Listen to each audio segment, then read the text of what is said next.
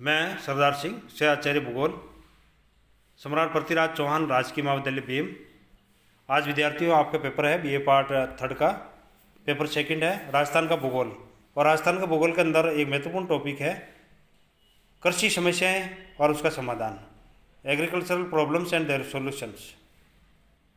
राजस्थान में 1952 में राजस्थान में कुल कृषि क्षेत्रफल 113 लाख हेक्टेयर था, जो 96 में बढ़कर के 197 लाख हेक्टेयर हो गया। इस प्रकार 1952 में यह कुल भौगोलिक क्षेत्रफल के 33% से बढ़कर के और लगभग 58% 96 के अंदर हो गया है। और इस अवधि में कुल सिंचित क्षेत्रफल कुल कृषि क्षेत्रफल का 12% था, जो बढ़कर के लगभग 33% हो गया। इस अवधि में विभिन्न फसलों के उत्पादन और प्रति हेक्टेयर उपज में भी उल्लेखनीय वृद्धि हुई है।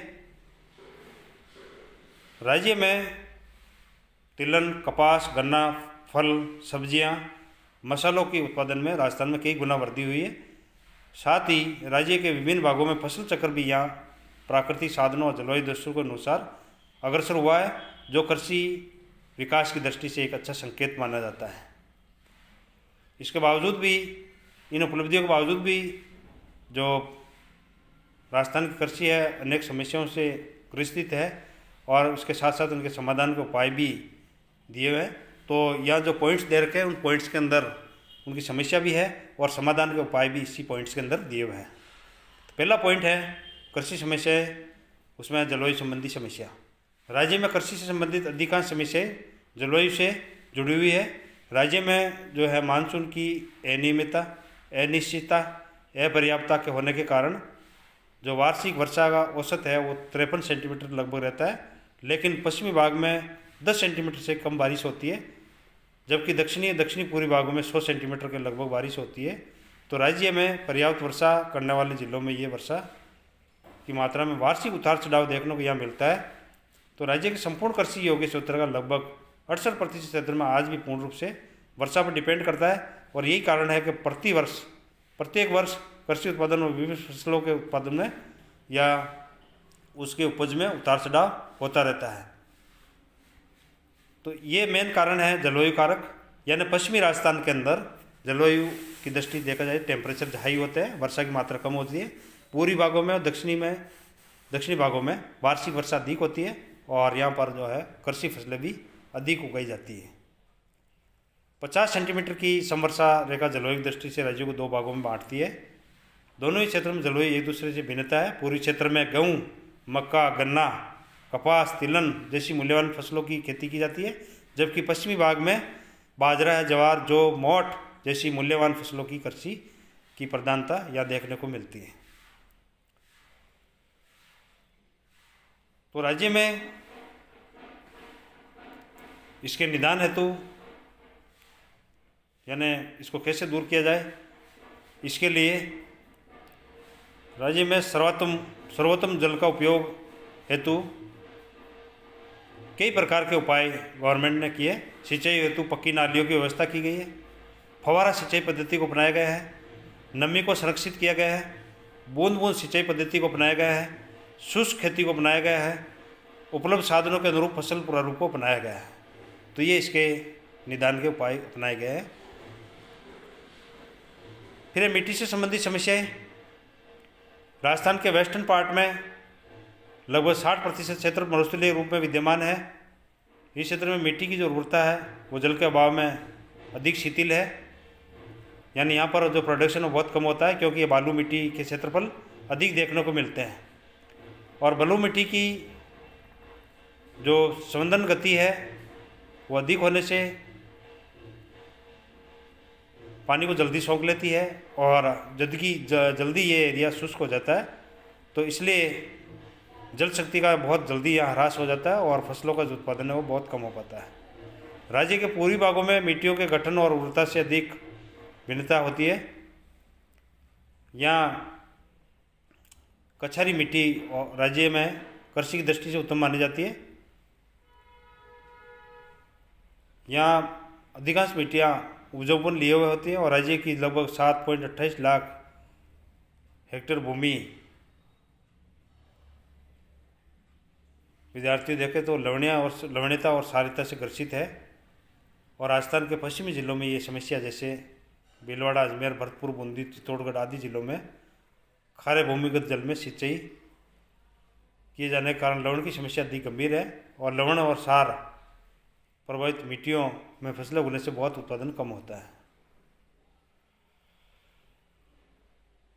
तो इसके कारण विद्यार्थी देखा जा रहा है कि जो लवणता और खार की जो समस्या है, जहाँ पर राजस्थान के जो वेस्टर्न जिले हैं, जहाँ इंदिरा गांधी नहर प्रवाहित होती है, उस एरिया के अंदर पानी ज़मीन के अंदर ज़्यादा सीवेज होता है, इसलिए वहाँ सेम की समस्या हो गई, जिसको लवणता की समस्या कहा जाता है। बार बार खेतों के अंदर पानी जब भर जाता है तो उसमें खारापन आ जाता है या लवणता वहाँ पर उत्पन्न हो जाती है, जिसके कारण प्रोडक्शन कम होता है। इसको सुधारने के लिए अब कृषि जो उत्पादन है उसमें वृद्धि की जा रही है। कैसे? किसान फसल चक्र को अपनाया रहा है। इसके अलावा नदी जो प्रवाहित होती है या जहाँ नहरें प्रवाहित होती है, उसके आसपास के एरिया में ज़्यादा से ज़्यादा वनस्पति या वनारोपण का कार्य किया जा रहा है। और इसके अलावा संकर बीज का प्रयोग ज़्यादा से ज़्यादा किया जा रहा है, अर्थात फसल रोटेशन को वहाँ पर बढ़ाया जा रहा है। इसके अलावा उन्नत बीजों, रासायनिक उर्वरकों, कीटनाशकों और खरपतवार नाशकों का प्रति हेक्टेयर उपयोग भी यहाँ बढ़ा हुआ है। फिर विद्यार्थियों, कृषि की समस्या में तीसरा पॉइंट है परिवहन सुविधाओं का अभाव। राज्य के क्षेत्रफल में जहाँ परिवहन सुविधाओं का अभाव है, राज्य में 1997 में प्रति 100 वर्ग किलोमीटर क्षेत्र पर सड़कों की जो लंबाई है वो 40 किलोमीटर थी, जबकि राष्ट्रीय औसत से 66 से काफ़ी कम थी। तो राज्य में अभी भी 65% गाँव पक्की सड़कों से जुड़ नहीं पाए हैं। और ऐसी स्थिति में कृषि खाद्यान्नों को एकत्रित कर कृषि उत्पादों को मंडियों तक पहुंचाने में किसानों को कई कठिनाइयों का सामना करना पड़ता है। इन कठिनाइयों को दूर करने के लिए गवर्नमेंट ने अब खाद, बीज, उपकरण इत्यादि जहाँ ज़्यादा कृषक देखने को मिलते हैं वहीं पर इनको स्थापित कर दिया गया है। इसके साथ बाज़ार में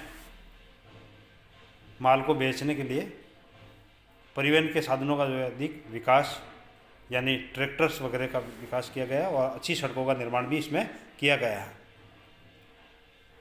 कृषि तकनीक व अनुसंधान से प्राप्त उपलब्धियों को अपनाने हेतु कृषकों की अज्ञानता और निरक्षरता, अभी भी राज्य में जो ग्रामीण क्षेत्रों में जो किसान है वो निरक्षर है, अभी भी वो परंपरागत ढंग से खेती करते हैं, अभी भी निरक्षर है।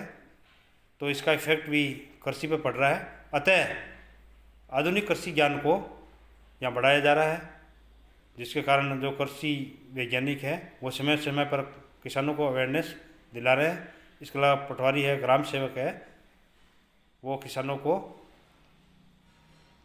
अधिक से अधिक फसलों होने वाली टेक्निक से उनको अवगत करा रहे हैं।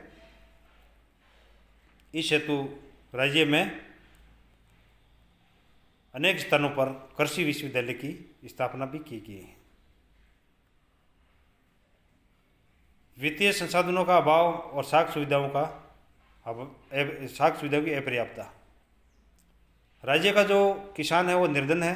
बीज, खाद, कृषि क्षेत्र व अनुसंधान से प्राप्त उपलब्धियों को व्यवहार में लाने के लिए उनके पास पूंजी की कमी है।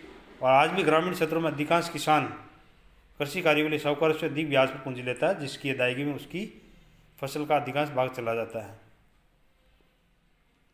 तो इसके लिए गवर्नमेंट ने सहकारी समितियों द्वारा ऋण नगद राशि की व्यवस्था तथा उत्तम किस्म के खाद, बीज और अनेक उपकरणों की व्यवस्था करने पर जोर दिया है। फिर छठा पॉइंट है कृषि उत्पादों के भंडारण और विपणन की समस्या। राज्य में कृषि के संबंधित समस्याओं में एक महत्वपूर्ण पहलू है कि राज्य के अधिकांश कृषक निर्धन है और इनके कृषि उत्पादों को अधिक समय तक संग्रहण हेतु पर्याप्त भंडारण की सुविधाएं नहीं है। ऐसी स्थिति में फसल पकते ही वो अपनी उपजों को साहूकारों अथवा दलालों के माध्यम से कम मूल्य में बेचने को बाध्य हो जाते हैं और इस समस्या के समाधान हेतु राजस्थान राज्य भंडार की स्थापना की गई है। कृषि उपज मंडियों की स्थापना की गई है। उन्नत बीजों और उर्वरकों की अपर्याप्तता। राज्य में हर वर्ष कई जिलों में वर्षा की कमी से फसलों की जो बुआई और प्रभावित होती है। साथ ही किसानों को उन्नत किस्म के बीजों की कमी और इसके अलावा phosphate, urea, single super phosphate जैसे उर्वरकों की कमी का सामना करना पड़ता है। अतः वर्तमान समय में उन्नत बीज और खाद की कमी की पूर्ति भी गवर्नमेंट द्वारा की जा रही है। निष्कर्ष रूप से हम कह सकते हैं कि राज्य में कृषि संबंधी जो समस्याओं को कम करने की दिशा में राज्य सरकार एक सर्वांगीण कृषि विकास परियोजना तैयार करने की योजना बना रही है। इसके अलावा विश्व बैंक की सहायता से कृषि को विकसित करने हेतु ऋण की व्यवस्था की जा रही है। इसके अलावा चारा उत्पादन के लिए कृषि वानिकी विकास कार्यक्रम, समस्याग्रस्त मिट्टियों में सुधार, कृषि विस्तार प्रशिक्षण केंद्र को समुन्नत करने, फल विकास, जल विकास, बीज विकास, विपणन, शाख सहकारिता, समग्र पशु विकास और सामुदायिक लिफ्ट सिंचाई परियोजना इत्यादि कार्यक्रम रखे गए हैं, जिसके कारण कृषि की भावी विकास की संभावनाएं जिनमें विद्यमान है। Thank you.